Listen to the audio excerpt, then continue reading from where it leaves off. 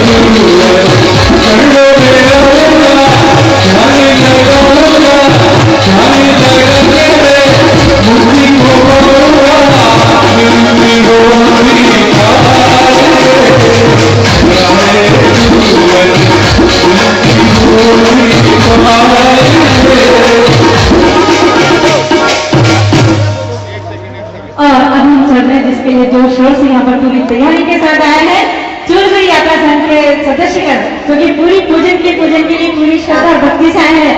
मैं तो ये कहूंगी कैसे आए हैं ये कि चंदन से श्रद्धा लेकर, अक्षत सी आस्था लेकर, पुष्पों से भक्ति लेकर और शब्दों का समर्पण लेकर यहाँ आए चूरगढ़ यात्रा संघ से। तो उनके से निवेदन कर रही हूँ, चलो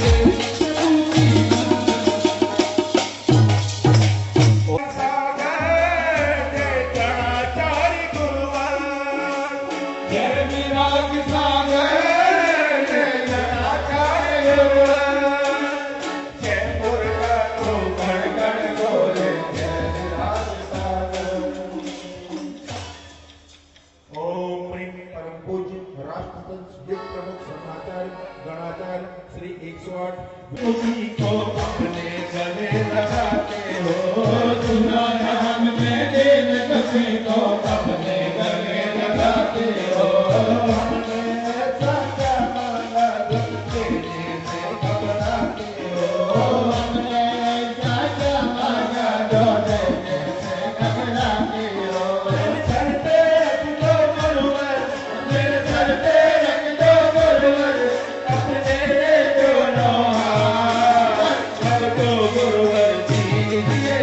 जन्म जन्म का साथ अब तो गुरुवर दीजिए जन्म जन्म का साथ सबका पोते तपा हुआ हो तुम चरणों में शांति मिले क्रोध लोभ मद मान रोग भक्ति से गीत छोड़े भक्ति भाव का निर्मल जल ले तुम चरणों में ध्यान करो परम पूजना प्यार करो विराज कर तर पे रख दो गुरुवर अंदर तर पे रख दो गुरुवर अपने ले दोनों हाथ अब तो गुरुवर दीजिए जन्म जन्म का साथ अब तो गुरुवर जी आया है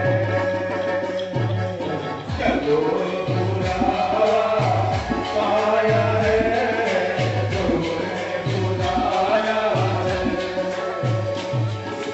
ओ नदिया में गुरुवर ने अपना दरबार लगाया है चलो पूरा आया है गुरु ने बुलाया है गुरु के घर में गुरुवर ने ये दरबार लगाया है चलो बुला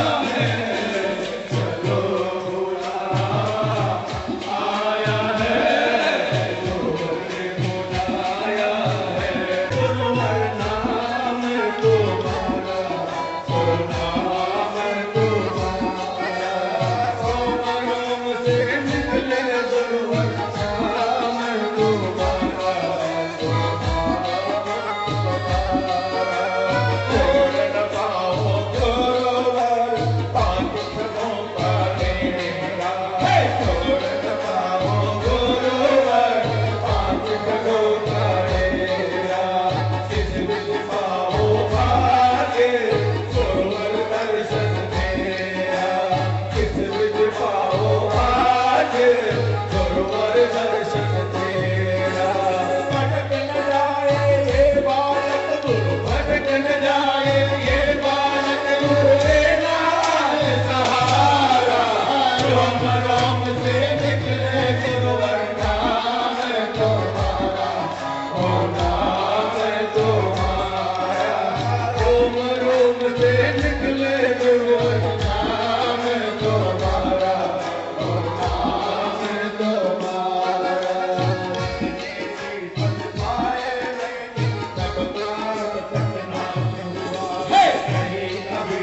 तेरा गुरुवर सच्चे पद के वास हुआ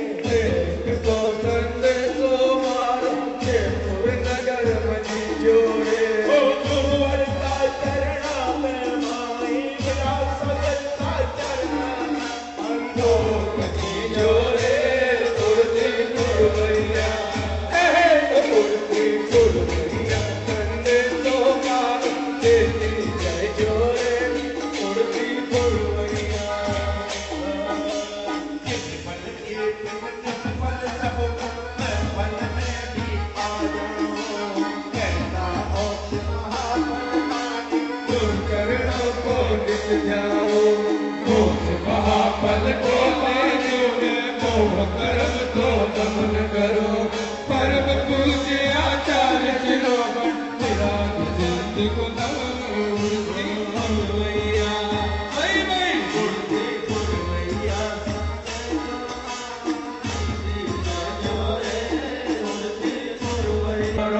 तक मैं अब तक भटक रहा तुमसे चरण निधि में पागल शिव रमणि का वर्ण करो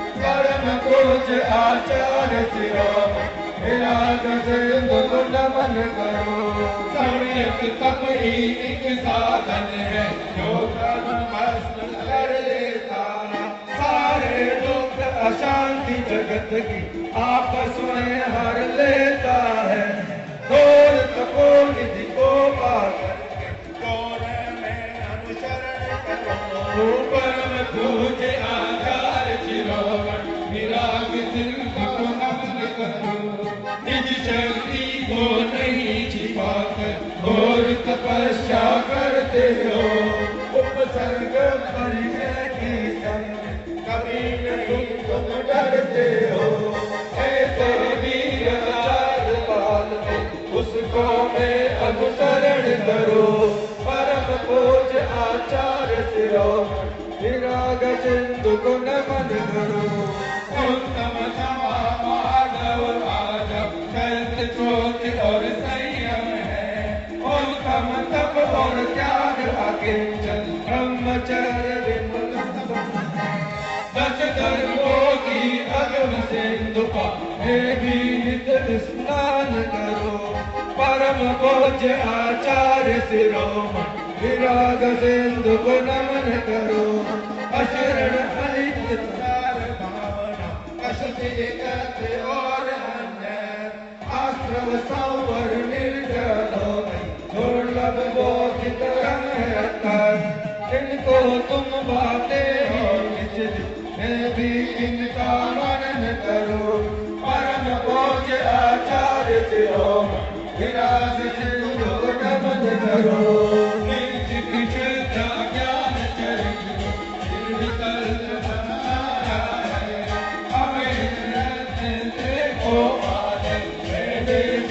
चुकाया है अपना को पाने को नमन करो। परम पूज्य आचार्य शिरोमणि विराग सिंधु को नमन करो।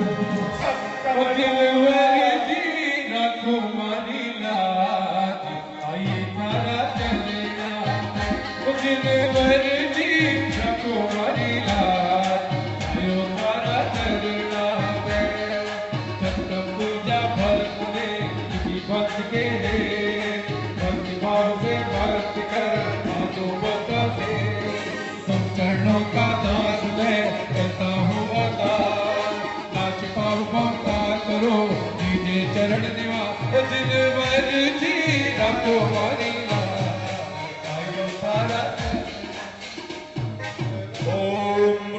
परम पूज्य न्याय भास्कर आचार्य गौरव सिद्धांत चक्रवर्ती समता मूर्ति गणाचार्य समराचार्य श्री 108 विराग सागर जी महाराज यति वर्भ्यो जयमाला पूर्णागम महागम निर्मामिति। ये प्राणों से भी प्यारा है विराग सागर नाम। विराग गुरु का नाम हमको प्राणों से भी प्यारा। विराग गुरु का नाम भूल चूक सब बाप हो मैं वो निपट लगा। एक भावना बस यही वो सबका चला। विराग गुरु का नाम विराग गुरु का नाम हमको प्राणों से भी प्यारा है। विराग बंधुओं, जहाँ पर ऐसे महान ज्ञानी ध्यानी गुरुदेव साक्षात विराजमान हो, जिन्होंने चारों अनुयोगों का गहन अध्ययन कर अपने आचरण में उतारा हो, और हम सभी शिष्यों के लिए जो आचरण करना सिखाते हों, जिन्होंने अभी तक 173 दीक्षाएं दे दी हों, ऐसे महान ज्ञानी गुरुवर के समक्ष मैं आपसे कुछ कहूं तो शोभा को प्राप्त नहीं होती हूँ। फिर भी गुरु आज्ञा को शिरोधार्य करके अपना सौभाग्य समझ करके मैं कुछ बोलने का प्रयास करूंगी, और वही बोलूंगी जो पूज्य गुरुदेव की चरण सन्निधि में रहकर के हमने सीखा है, जाना है, वही कुछ आपसे कहूंगी। बंधुओं, जब पूज्य गुरुदेव आचार्य विराग सागर जी महाराज हम सभी शिष्यों के लिए शर्वार सिद्धि पढ़ा रहे थे। तब पूज्य आचार्य सिंह ने बहुत अच्छी बात कही थी। आचार्य सिंह ने बताया था कि आचार्य पूज्य पाद रचित सर्वार्थ सिद्धि की टीका में आया है कि सर्व सत्वानुग्रहार्थो ही सताम प्रयास, यानी जो सज्जनों का प्रयास होता है वह सभी जनों के हित के लिए हुआ करता है। जो सभी के कल्याण की भावना रखते हैं, ऐसा चिंतन, ऐसी सोच महान पुरुषों की हुआ करती है, जो सभी जीवों का कल्याण चाहते हैं, सभी जीवों के हित के लिए सोचते हैं।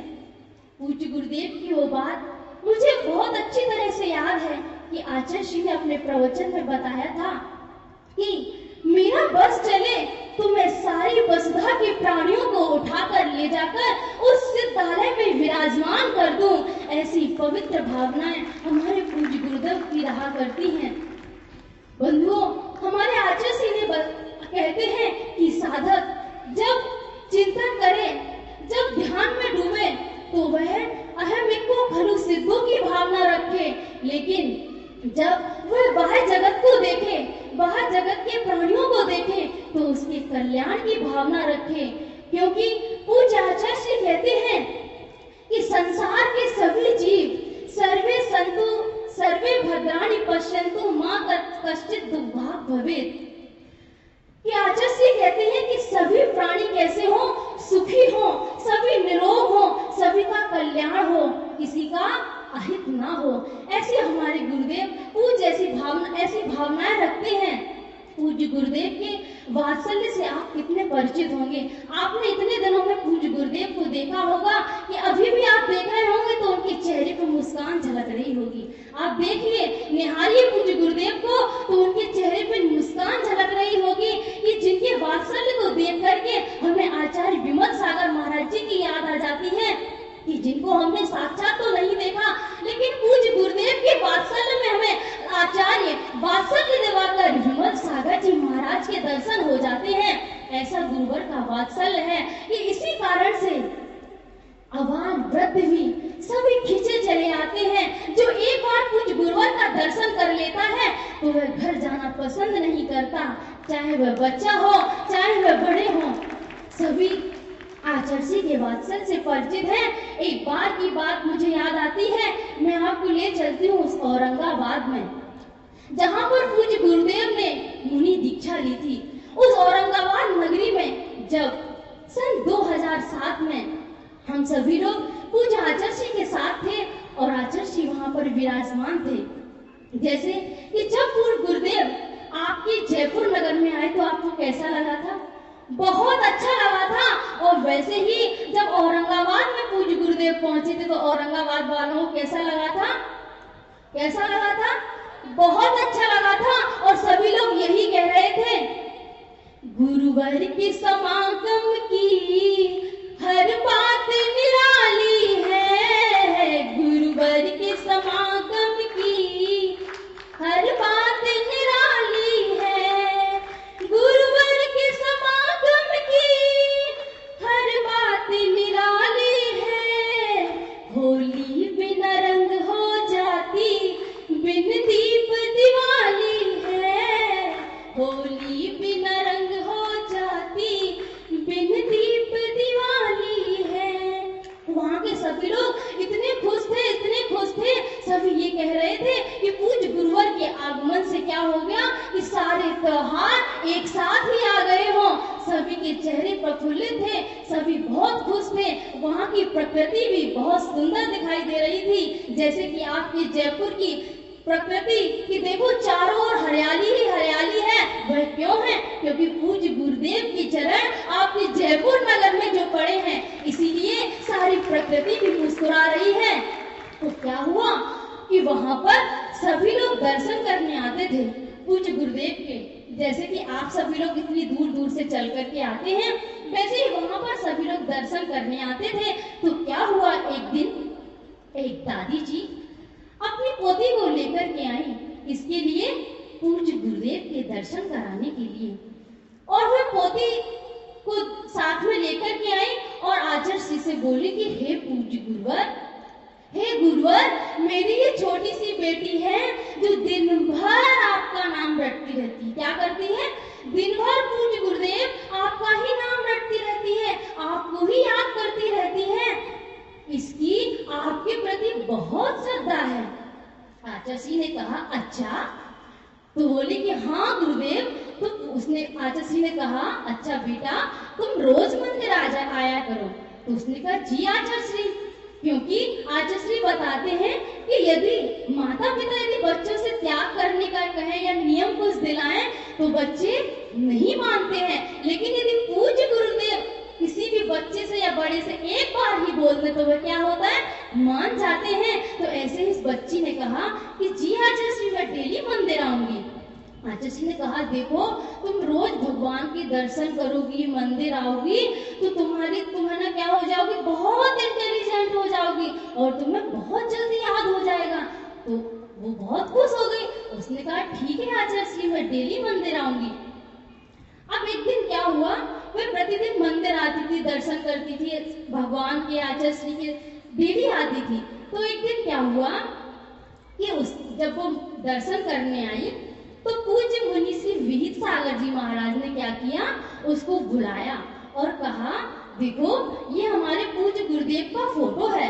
उसको एक छोटा सा फोटो दिया और महाराज जी ने कहा कि देखो बेटा, ये छोटा सा फोटो है, पूज्य गुरुदेव का फोटो है, इसको अपनी कॉपी में रखना, बहुत संभाल के रखना और रोज दर्शन करना। तो बहुत खुश हो गई और उसने जाकर के सारी कहानी अपनी मम्मी को बताई। तो मम्मी भी बहुत खुश हो गई उसकी। फिर बारी आई किसकी? एग्जाम की। उस बच्ची के एग्जाम की बारी आई तो वह जब अपना पेपर देने गई और पेपर उसने सारा पेपर सॉल्व कर दिया, मात्र एक क्वेश्चन बाकी था। वो बहुत सोचती है, बहुत ध्यान करती है, लेकिन वो क्वेश्चन का आंसर उससे नहीं बनता है। फिर उसके बाद वो किसका ध्यान करती है? आचार्य श्री का। बहुत समझदार हो आप लोग। तो वे ध्यान करती है किसका? पूज्य गुरुवर विराग सागर जी महाराज जी का। और वो अपनी जेब से क्या करती है? वो फोटो को निकालती है और मालूम है कहाँ रखती है? जहां उससे मुझे क्वेश्चन का आंसर लिखना था उसमें वो फोटो रख देती है और आंख बंद करके बैठ जाती है और पूज्य गुरुदेव का नाम स्मरण कर लेती है। और करते ही करते क्या हो जाता है? एक चमत्कार हो जाता है कि उसको क्वेश्चन का आंसर याद आ जाता है। तो बहुत खुश हो जाती है और जल्दी जल्दी सारा आंसर सॉल्व कर देती है। सारा आंसर सॉल्व कर देती है और घर आती है और इतनी खुश हो जाती है और मम्मी को सारी बात बताती है, मम्मी आज ऐसा ऐसा हुआ था। तो उसकी माँ कहती है, बेटा ये तेरे चमत्कारी बाबा गुरुवर विराग सागर जी महाराज का चमत्कार है कि उन्हीं के आशीर्वाद से आज आपको क्वेश्चन का आंसर याद हो गया। तो बंधुओं, ये कोई छोटे मोटे बाबा नहीं है, ये बहुत बड़े बाबा हैं, चमत्कारी बाबा हैं।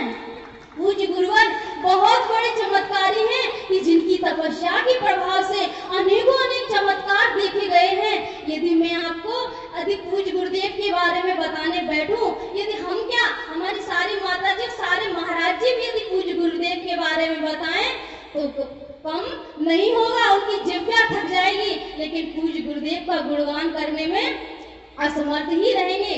क्योंकि पूज्य आचार्य श्री कहते हैं, पूज्य आचार्य श्री क्या कहते हैं कि आप अपने बच्चे को, पूज्य आचार्य श्री ने संडे के प्रवचन में कहा था कि आप अपने बच्चे को एक बार लेकर आइए। कितनी बार? एक बार ही लेकर आइए और बार बार तो मैं बुला लूंगा। किसको? बच्चों को। क्योंकि इसीलिए आचार्य श्री आज के दिन को क्या कहते हैं? संडे का दिन किसका होता है? बच्चों का। इसलिए पूज्य गुरुदेव क्या कहते हैं? इस दिन को चिल्ड्रन डे कहते हैं। तो ये पूज्य गुरुदेव की ऐसी क्षमता है कि सभी लोग उनसे अनायास ही जुड़ जाया करते हैं। कि तभी तो क्या हुआ था, तभी तो पूज्य गुरुदेव ने 2 मई को आपकी जयपुर नगरी, गुलाबी नगरी में क्या किया था कि युग प्रतिक्रमण और यति सम्मेलन के शुभ अवसर पर, जो कि अर्हतबली आचार्य के बाद पहली बार ऐसा प्रतिक्रमण हुआ था जिसमें साक्षात पूज्य गुरुदेव ने पूरे एक ही मंच पर 200 साधुओं को ला करके इकट्ठा कर दिया था। जो ऐसा इतने सारे साधुओं बात नहीं है। ऐसे हमारे पूज्य गुरुदेव का वात्सल्य है बंधुओं कि मुझे और ज्यादा कुछ नहीं कहना है। पूज्य गुरुदेव को सुनना है कि पूज्य गुरुदेव की इस बहुत ऊंचे महान कार्य में, जो कि इस बात को सभी याद रखेंगे। आगे आने वाली जो पीढ़ी है वो भी पूज्य गुरुदेव को याद रखेगी। किस नाम से? युग प्रतिक्रमण प्रवर्तक के नाम से पूज्य गुरुदेव को आगे याद रखेगी। मैं अंत में इतना ही कहूंगी कि मोती मोती जुड़कर माला एक है बनती, गुरुवर ने जोड़े हैं तप संयम के मोती। ये मोती है असली मोती, पैसों से ना कीमत होती। गुरुवर जिसे अपनाएंगे मुक्ति में भी ले जाएंगे।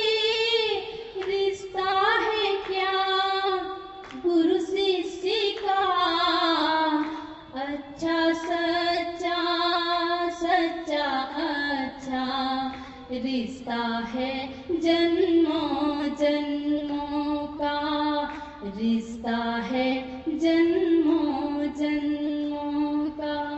मैं अंत में यही कहूंगी कि ये एक ही माला में पिरोते हैं। जो आज गुरु शिष्यों का और भक्तों का इसी तरह रिश्ता है, तो सभी लोग पूज्य गुरुदेव आए हैं आपके नगर में, तो आप ऐसे ही खाली मत जाने देना। आपके लिए तो बहुत बड़ा सौभाग्य कि आपको 4 की जगह 5 महीने का चातुर्मास मिला है, तो यूं ही समय मत गवा देना। और पूज्य गुरुदेव के चरणों में रहकर जितना भी आप ज्ञान अर्जन कर सको, बहुत बड़ा भंडार है, आप जितना ज्ञान ले सको तो ले लेना। जब बोलिए परम पूज्य आचार्य गुरुवर 108 श्री विराट सागर जी महाराज जी की देवाधिदेव श्री महावीर भगवान की, विश्व वंदनीय श्री 24 तीर्थंकर भगवान की, परम पूज्य वात्सल्य दिवाकर गुरुदेव आचार्य श्री विमल सागर जी मुनि महाराज की, परम पूज्य तपस्वी सम्राट गुरुदेव आचार्य श्री सन्मति सागर जी मुनि महाराज की, अहिंसा में विश्व धर्मी की,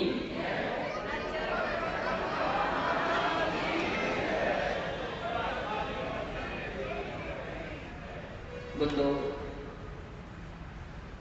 हम सब माँ जिनवाणी की गोद में चलते हैं।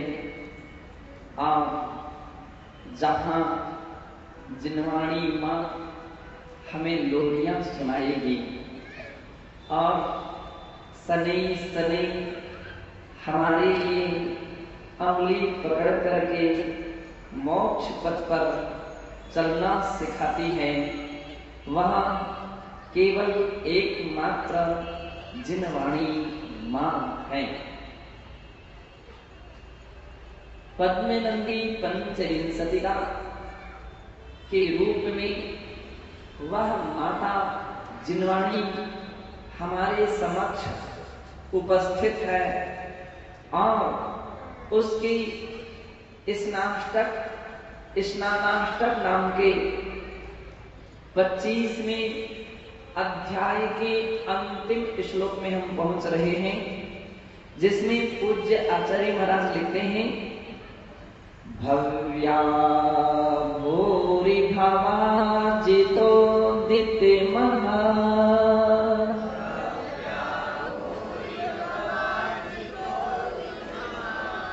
द्रह्मो है सर्पोल्लसन्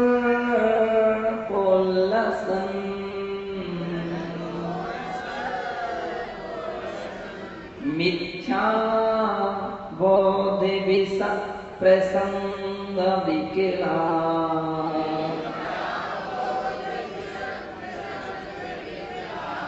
मंदी भवा दृष्टया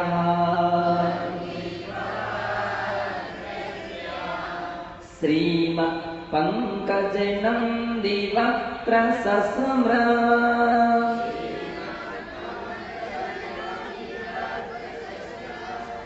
प्रस्बिंबं प्रसूतं परम्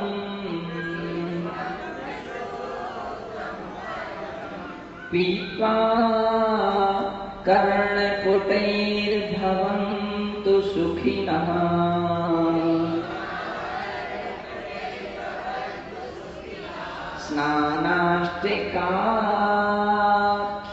स्नानाष्टिकाख्यामृतम्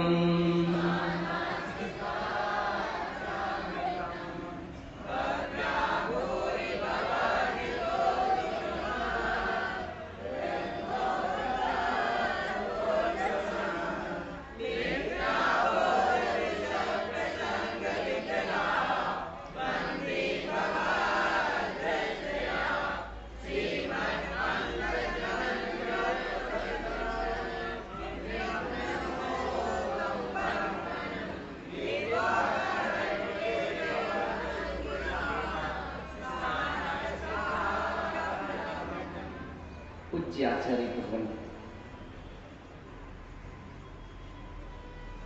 पद्मनंदी जी यहाँ बतलाना चाहते हैं कि भव्या भूरि भवार्जितोदित महा द्रंग मोह सर खोल लसन अनादि काल से इस जीव ने केवल कर्मों का उपार्जन किया है और उन कर्मों का ही परिणाम है कि नाना प्रकार के सुख और दुख संसार की इस परंपरा में दिन रात की तरह निरंतर निरंतर जीव भोगता भोगता आ रहा है। कभी अच्छे दिन आते हैं और कभी बुरे भी दिन आते हैं। अच्छे भी दिन आते हैं और जिंदगी में बुरे भी दिन आते हैं। कभी धूप भी मिलती है तो कभी छाया भी मिलती है। कभी हंसी खुशी के दिन आते हैं तो कभी दुख के और कष्ट के भी दिन आते हैं। संसार की एक ऐसी ही दशा है, संसार की एक ऐसी ही दशा है, ना तो जिंदगी भर तक कोई हंसता हुआ मिलता है और ना कोई जिंदगी भर तक रोता हुआ मिलता है। जीवन में उतार और चढ़ाव निरंतर निरंतर चलते रहते हैं और इसका मुख्य कारण आचार्य भगवान कर्म यह कहते हैं, जिन्हें यह जीव स्वयं उपार्जित करता है, जिनका स्वयं निर्माण करता है, जिन्हें स्वयं तैयार करता है, स्वयं उसको बनाता है, उसका कर्ता स्वयं है। कोई दूसरा किसी के कर्मों को नहीं बना पाता है, कोई दूसरा किसी के कर्मों को नहीं बना पाता है। ये हमको बिल्कुल ध्यान रखना चाहिए। कोई चाहे भी कि हम अमुक व्यक्ति के शुभ या अशुभ कर्म बना दे, चाहना तो हो सकती है लेकिन बनाना नहीं हो सकता है। मां यदि अपने बेटे को जब कभी बीमार देखती हैं तो बहुत कुछ चाहती हैं कि इसकी बीमारी ठीक हो जाए, उसके कष्ट को मैं बांट लूं, उसकी तकलीफ को मैं बांट लूं। लेकिन हर प्रयत्न के पश्चात भी वह नहीं बांट पाती है, हर प्रयत्न के पश्चात भी वह नहीं बांट पाती है। पिता बीमार हो जाएं और उनका लाडला बेटा भी चाहता है कि मैं अपने पिता के कष्टों को बांट लूं, मां के कष्टों को बांट लूं। बंधु,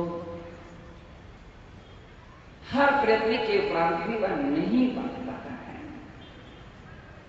हॉस्पिटल में कितनी बार ऐसा भी देखा गया कि माता पिता डॉक्टर के लिए तो बोल देते हैं कि आप जो कुछ भी लेना चाहो ले लीजिए, लेकिन मेरे बेटे को बचा दीजिए। कितनी बार बेटा भी कह देता है डॉक्टर से, आप जो लेना चाहे ले लीजिए, लेकिन मेरी मां मेरे पिता को बचा दीजिए। डॉक्टर भी पूरी शक्ति लगा देता है, लेकिन फिर भी उनकी वेदना को नहीं बचा पाता है, बांट भी नहीं पाता है। यदि उसका कर्म सही नहीं है तो, उसका भाग्य सही नहीं है तो अंत में जाकर के डॉक्टर को भी कहना पड़ता है कि इसके लिए और किसी बड़ी हॉस्पिटल पर ले जाइए, रेफर कर देता है। अमुक डॉक्टर से दिखाइए, ये मेरे बस की बात नहीं रही। अब बड़े बड़े डॉक्टर बोल देते हैं कि अब ये तो, इसका तो कोई औषधि भी नहीं है, इसका तो कोई इलाज अब संभव ही नहीं हो पाता है, अब इसको घर ले जाएंगे, घर ले जाएंगे। बंधु, उस वक्त समझ में आता है कि सुख दुख कोई किसी के बांट नहीं पाता है। एक शिष्य अपनी गुरु भक्ति में डूबता है, वह भी चाहता है कि हमारे गुरु के कष्ट लोग भूल देते हैं, सारे कष्ट हमारे लिए मिल जाएं, लेकिन हमारे गुरु को कोई कष्ट ना हो। लेकिन कष्ट के दिन आते तो उसको भी नहीं बांट पाते हैं। गुरु भी चाहते हैं कि हमारे शिष्य के लिए कोई कष्ट ना आए, कोई तकलीफ ना हो, और जब उसके बुरे दिन आ जाते हैं वह भी उनको हर प्रयत्न से भी उसके कष्ट को नहीं दूर कर पाते हैं, दूर नहीं कर पाते हैं, क्योंकि कर्म अपना अपना होता है, हर व्यक्ति का होता है, उसका निर्माता स्वयं होता है, और जो निर्माता है, जो कर्ता, सो भोक्ता। आगम में शब्द आया कर्ता सो भोक्ता, जो करता है वही भोगता है। दुख नहीं बांट सकते हो तो सुख भी नहीं बांटा जा सकता है, सुख भी नहीं बांटा जा सकता है। बंधु, उसके लिए भी जीवन दांव पर भी लगा दिया जाए तो भी आप किसी के लिए सुख बांट नहीं सकते हैं, सुख नहीं बांटा जा सकता है। एक बात अलग है कि आप कुछ बाहर की सामग्रियों के लिए सुख मान लेते हैं, ये सुख है, लेकिन सत्य ये है वो सुख नहीं है जिसे तुम सुख मान लेते हो, वो सुख नहीं है।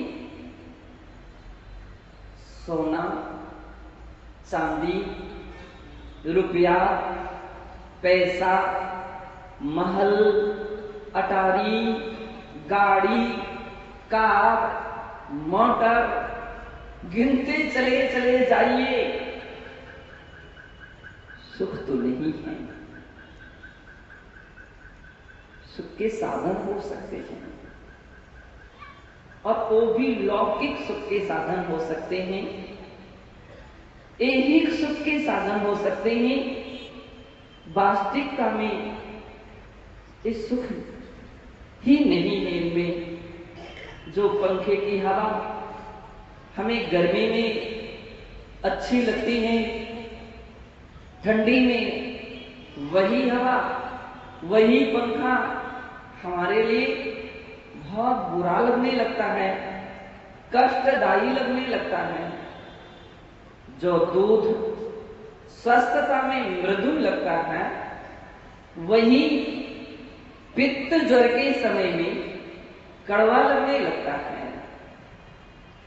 जो कुटुंब परिवार अनुकूलता में अच्छे लगते हैं, वे ही कुटुंब परिवार प्रतिकूलता में बुरे लगने लगते हैं। जिनके बिना हम एक क्षण भी नहीं रह पाते थे, एक ऐसा भी समय आ जाता है जिनके बिना एक क्षण भी नहीं रह पाते थे, उनके पास एक क्षण भी रहना नहीं पसंद करता व्यक्ति। अरे ये जिंदगी की कैसी लीला है, कैसे हमारे जीवन के पन्ने पलटते हैं। जिसके बिना पहले नहीं रह पाते थे,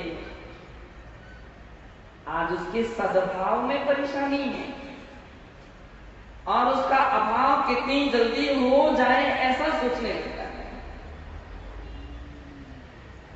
इसका अर्थ है कि सब कर्म की अवस्था है, ये सब कर्म की अवस्था है। पूज्य आचार्य भगवान कहते हैं कि जैसा व्यक्ति करता स्वयं कृतं कर्म यदात्मना पुरा फलं तदीयं लभते शुभाशुभम्। यह जीव शुभ या अशुभ जैसे जिंदगी में कर्म करता है, उसके फल को से भोगना पड़ता है। करुणा मूर्ति संतों के पास जब कोई दुखी होकर के आता है, बिलखता हुआ आता है, तो लगता तो ऐसा नहीं है कि मेरे बस की बात हो तो मैं इसके कष्ट को बिल्कुल अभी दूर कर दूं। लेकिन सिद्धांत को कभी नहीं बदला जा सकता है। विचार हो सकते हैं आपके, कल्पना हो सकती है, भावना आप भा सकते हैं, आपके परिणाम ऐसे हो सकते हैं, लेकिन वस्तु व्यवस्था तो जैसी है वैसी होती है। जैसा उसका कर्म का उदय है उसको भोगना पड़ता है। तुलसीदास जी ने लिखा है, कर्म प्रधान विश्व कर राखा, जो जस करही सो तस फल चाखा। सारा विश्व कर्म प्रधान में ही है। जो जैसा करता है वैसा उसको फल मिलता है। अग्नि में जो अंगुली देगा उसकी अंगुली जलेगी। ऐसा नहीं हो सकता कि अंगुली कोई दे और जले कोई। जो भोजन करेगा पेट उसका भरता है, पड़ोसी का नहीं भर जाता है, पड़ोसी का नहीं भरता है। पूज्याचार्य भगवान यहां यही कहना चाहते थे, भव्या भूरि भवार्जितोदित महा द्रंग मोह सरफोल्लसन। यह भव्य चीज भाव भाव से भवार्जित उदित भाव भाव के अर्जित कर्मों को जो संग्रह करता है और उनका जब उदय होता है, और उसमें भी द्रंगमोह, द्रंगमोह का अर्थ होता है दर्शन मोह, द्रग का अर्थ होता है दर्शन, दर्शन मोह। 8 कर्मों का राजा मोहिनी कर्म माना गया, और मोहिनी कर्म के 2 भेद कहे गए, एक दर्शन मोह, एक चारित्र मोह। दर्शन मोह का अर्थ है, दर्शन मोह का अर्थ है कि सही रास्ता नहीं दिखना, मोक्ष का पथ नहीं दिख पाना। दर्शन मोह हमारे उस नेत्र के लिए इस प्रकार से बंद करके रख देता है कि हम देखते हैं तो भी कुछ दिखता ही नहीं है। परमार्थ शून्य जीवन कहा गया, परमार्थ कुछ भी नहीं दिखता है, भविष्य कुछ भी नजर नहीं आता है।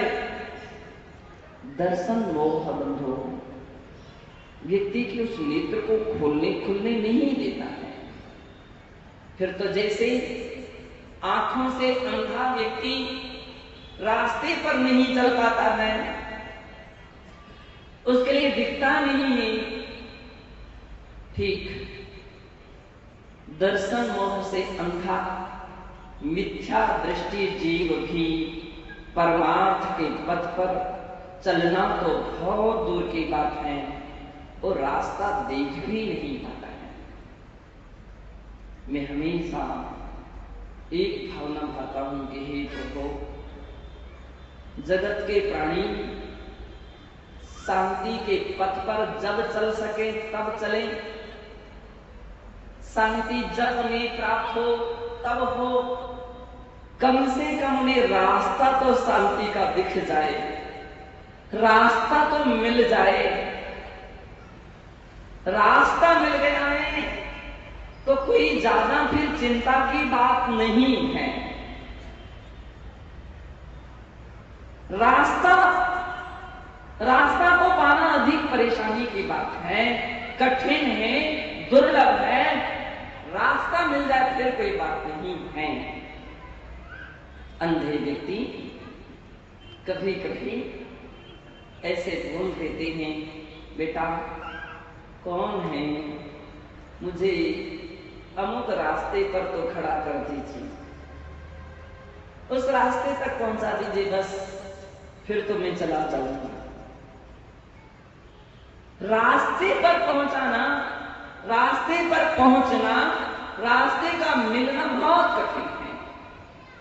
अंधे व्यक्ति को तो दूसरा रास्ते पर ला करके खड़ा कर सकता है, लेकिन परमार्थ का एक ऐसा रास्ता है जो जिसके ऊपर दूसरा नहीं ला सकता है, दूसरा नहीं ला सकता है। तुम्हें स्वयं आना पड़ेगा, स्वयं आना पड़ेगा और उस पथ को स्वयं देखना पड़ेगा। केवल आपका रास्ता आपको दिखेगा, कोई दूसरा दिखाना भी चाहे तो नहीं दिखा सकता है,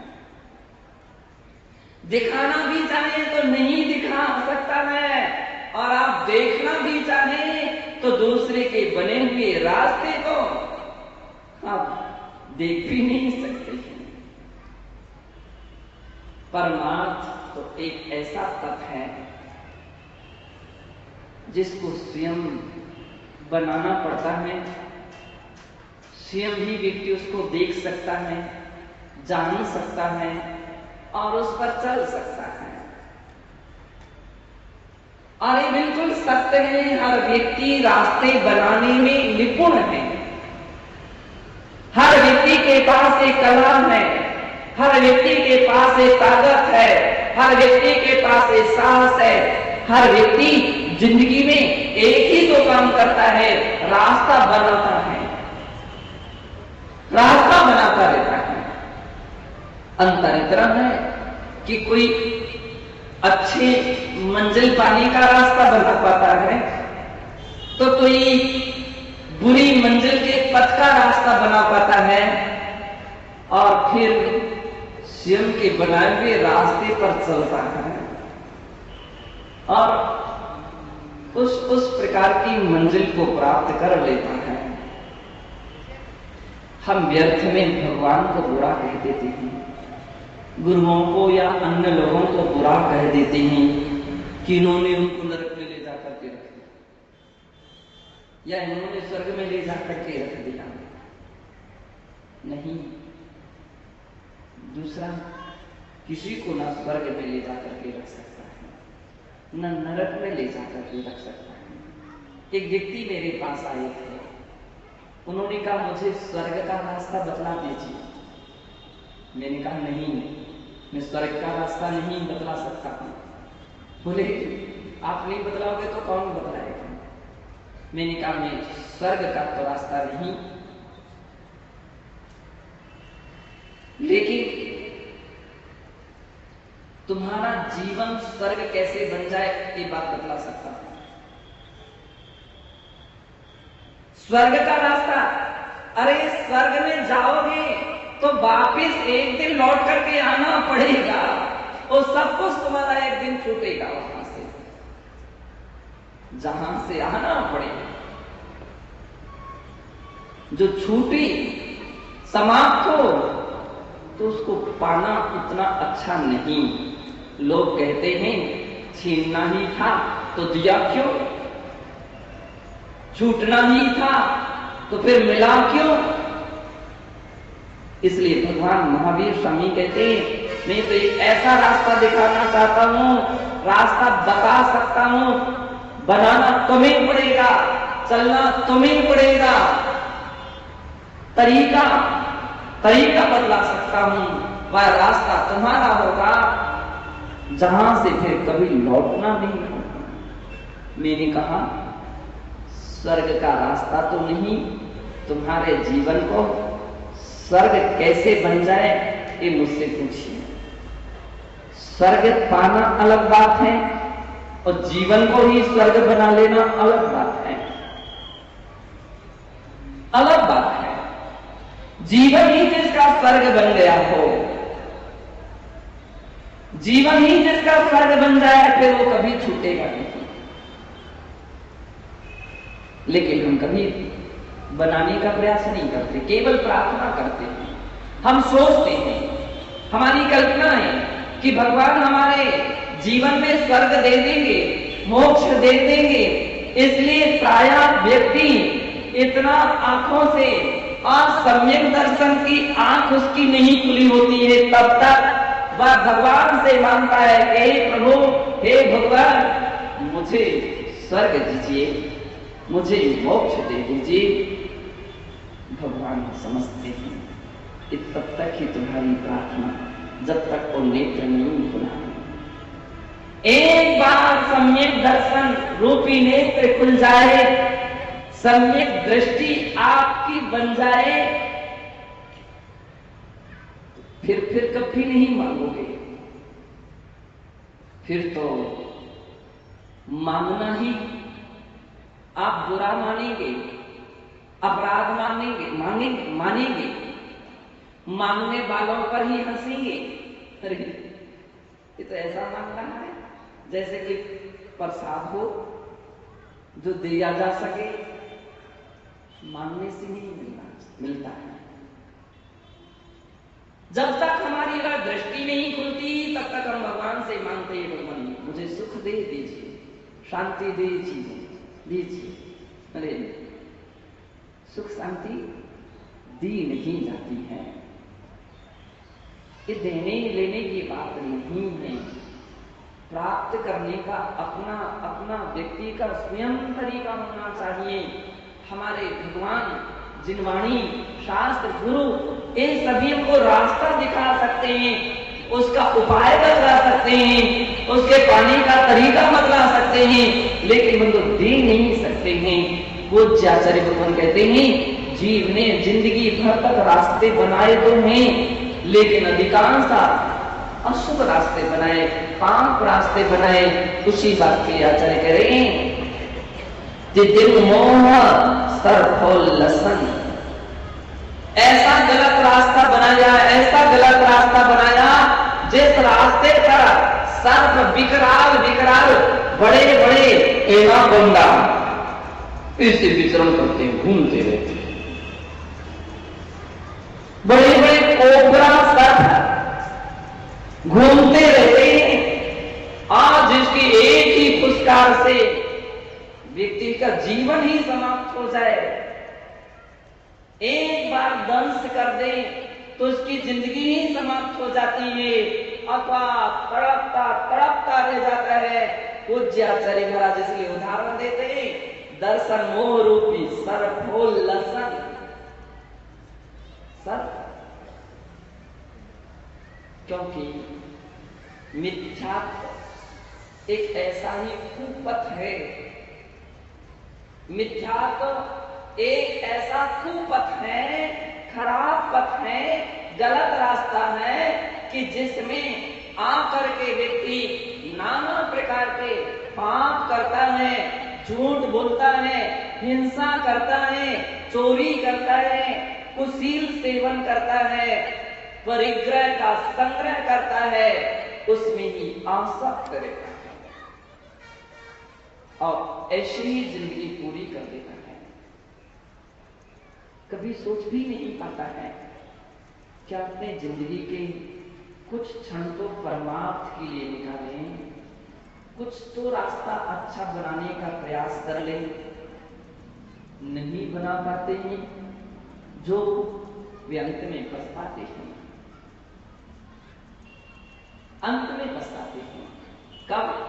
जब विपत्ति सिर पर आ जाती है, जब संकट सिर पर आ जाते हैं, तब बंदो केवल पछताना रह जाता है कि मेरी मम्मी ने बहुत तो समझाया था, मैंने किसी मम्मी की बात नहीं मानी, मेरे पापा ने समझाया था, मेरे गुरुओं ने समझाया था, स्कूल के टीचर ने समझाया था, अमुक अमुक रिश्तेदारों ने समझाया था, और भी अच्छे अच्छे लोगों ने समझाया था, लेकिन मैंने किसी की नहीं मानी थी। पूछ लीजिए नारकी जीवों से नरक में जाकर के, और वहां तो आप पहुंच ही नहीं पाते हैं। कोई बात नहीं, आज का नरक कैंसर हॉस्पिटल है। और ऐसे कैंसर हॉस्पिटल के अंदर में जो मरीज, जो पेशेंट तड़प रहे हैं अपनी बीमारी से, कैंसर के कारण, केवल उनके चित्र देखते ही आत्मा थरथराने लगती है। केवल उनके चित्र देखते हैं। चित्र तो आप भी देख लेते हो, लेकिन आप ऐसे ही देख करके अनदेखा कर देते हैं। देखो तो कहीं ऐसे चित्र एक बार तो देख लीजिए, कम से कम ऐसे चित्र देखिए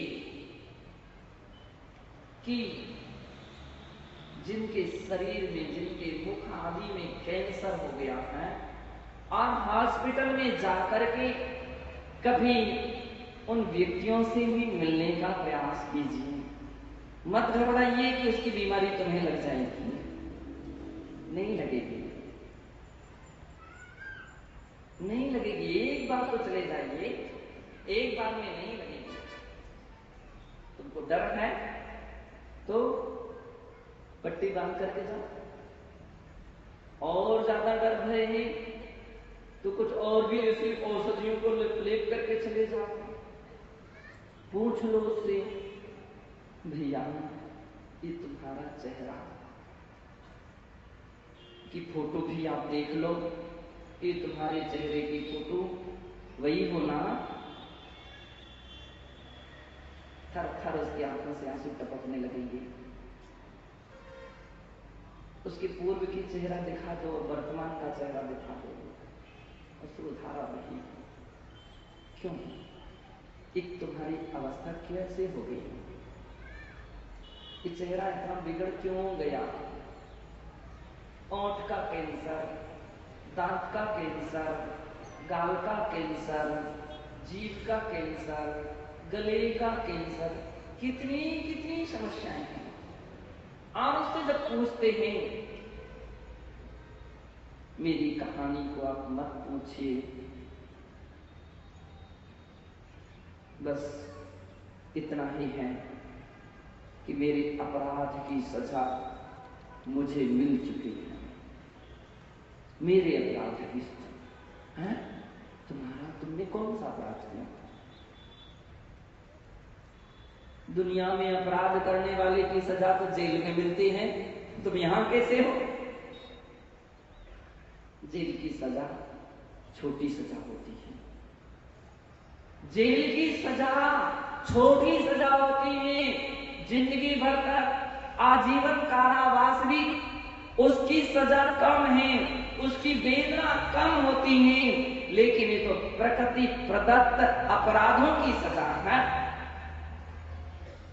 जिन्हें हमने समझना नहीं, संभालने का अपने आप को प्रयास नहीं किया, बेटा भैया मेरी कहानी